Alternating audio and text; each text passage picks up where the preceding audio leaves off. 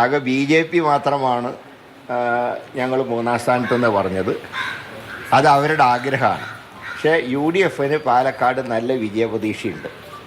പക്ഷെ ഇവിടെ ഒരു കാര്യം നമ്മൾ ചിന്തിക്കേണ്ടതുണ്ട്. എല്ലാ രാഷ്ട്രീയ പാർട്ടിക്കാരും കാടിളക്കിയ പ്രചരണം നടത്തിയിട്ട് പോലും കഴിഞ്ഞ ലോക്സഭാ തിരഞ്ഞെടുപ്പ് മുതൽ വോട്ടിംഗ് ശതമാനത്തിൽ കുറവ് വരുന്നുണ്ട്.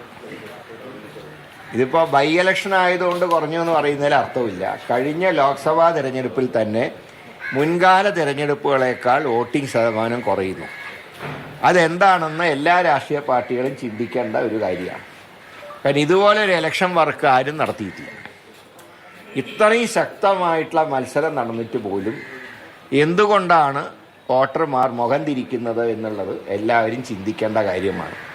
ഇതിപ്പോൾ UDFനെ സംബന്ധിച്ച് ഞങ്ങൾക്ക് ഒട്ടും ആശങ്കയില്ലെങ്കിലും ഈ ഒരു പ്രവണത ഒരു സുഖകരമായിട്ട് തോന്നുന്നില്ല. അതെല്ലാവരും ചിന്തിക്കേണ്ടതാണ് ഈ ഇലക്ഷന് ശേഷം.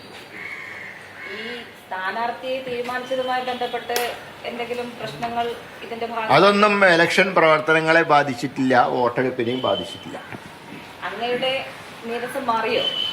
അല്ല, ഇതിപ്പോൾ ഇലക്ഷൻ ജയിക്കണം എന്നുള്ള കാര്യത്തിൽ ആർക്കൊരു അഭിപ്രായ വ്യത്യാസമില്ലല്ലോ. നീരസം പാർട്ടിയുടെ ആഭ്യന്തര കാര്യമാണ്. അത് ഒരിക്കലും തെരഞ്ഞെടുപ്പിൽ പ്രതിഫലിച്ചിട്ടില്ല. ഈ തെരഞ്ഞെടുപ്പ് റിസൾട്ട് വന്നതിന് ശേഷം ഈ വിഷയത്തിൽ അങ്ങയുടെ അഭിപ്രായം അങ്ങ് പാർട്ടിയിൽ പറയും? അല്ല, എന്താണെങ്കിലും പാർട്ടിയിൽ ഒരു സംഘർഷം ആരും പ്രതീക്ഷിക്കേണ്ട. മറ്റൊന്നുമല്ല, ഇനി വരുന്നത് ലോക്കൽ ബോഡി ഇലക്ഷനാണ്. അത് പാർട്ടി പ്രവർത്തകരുടെ ഇലക്ഷനാണ്.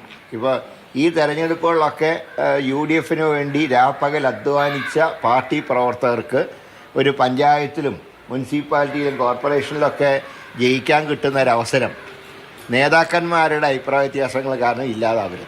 അതുകൊണ്ട് ഇനിയിപ്പോൾ എനിക്ക് ലോക്കൽ ബോഡിയിൽ പാലക്കാടിൻ്റെ ചാർജാണ്. 23 റിസൾട്ട് വന്നാൽ ഉടൻ തന്നെ പാലക്കാട് ലോക്കൽ ബോഡി ഇലക്ഷൻ്റെ കാര്യങ്ങളിൽ ശ്രദ്ധ കേന്ദ്രീകരിക്കുന്നതാണ്. അല്ല, ഒരിക്കലും ഇനി പാർട്ടിയിലൊരു സ്പർദ്ധയുണ്ടാകുന്ന പ്രവർത്തനങ്ങൾ ആരുടെ ഭാഗത്തും ഉണ്ടാവില്ല എന്നാണ് എൻ്റെ പ്രതീക്ഷ. സന്ദീപ് വാര്യരെ പാർട്ടിയിലേക്ക് എടുത്തതുമായി ബന്ധപ്പെട്ട് ഈ പറയുന്നത് പോലെ കൃത്യമായ രീതിയിൽ താങ്കൾക്കൊരു അറിയിപ്പ് നൽകിയിരുന്നില്ല എന്നൊരു വിമർശനമുണ്ട്. അല്ല, അത് ഞാൻ മുമ്പ് പറഞ്ഞാണല്ലോ. അത് നേരത്തെ അറിഞ്ഞിരുന്നെങ്കിൽ കുറെ കൂടെ അതനുസരിച്ച് പ്രതികരിക്കാമായിരുന്നു. അല്ല, അതിനിപ്പോൾ ഇനി അദ്ദേഹം കോൺഗ്രസ്സുകാരനായി കഴിഞ്ഞ് ഇനി അതിനെക്കുറിച്ച് ചർച്ച ചെയ്യും. ഏതാ, ഞാൻ എൻ്റെ അഭിപ്രായം നേരത്തെ പറഞ്ഞിട്ടുണ്ടായിരുന്നു.